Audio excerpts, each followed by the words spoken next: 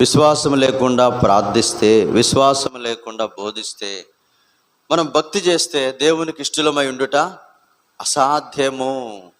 మరి దేవునికి ఇష్టం లేని ఈ భక్తి, దేవునికి ఇష్టం లేని ఈ జీవితము ఏమైనా ఫలితమా? పరలోకం పోయిద్దా? భూమి మీద ఏమైనా ఆశీర్వాదాలు తీసుకొస్తాయా? ఏమీ లేదు పిల్లరా. ఎందుకంటే దేవుని యొద్దకు వచ్చేవాడు ఆయన ఉన్నాడని, తన్ను వెదకువారికి ప్రతిఫలం దయచేయగలవాడని నమ్మవల్ల కదా. అది విశ్వాసం అంటే. దేవుడు ఉన్నాడు అని నమ్మినవాడు దేవుడు ఏమి చెప్పాడో అది కూడా చేయాలి. దేవుని మాట వినటమే విశ్వాసం. దేవుడు ఉన్నాడని నమ్మే వాళ్ళు ఉన్నారు. కానీ ఈరోజున చాలామంది మన ఈ రాజమండ్రి పట్టణం వైపు కూడా చాలామంది దేవుడు ఉన్నాడని నమ్ముతారు, కానీ ఆయన చెప్పింది మాత్రము చేయరు. అందుకని చాలామంది ఇష్టలుగా ఉండలేకపోతున్నారు. చాలామంది కష్టమైనటువంటి వారిగా ఉంటున్నారు. దేవుణ్ణి కష్టపెట్టేటువంటి వారుగా, దేవునికి బాధ కలిగించేటువంటి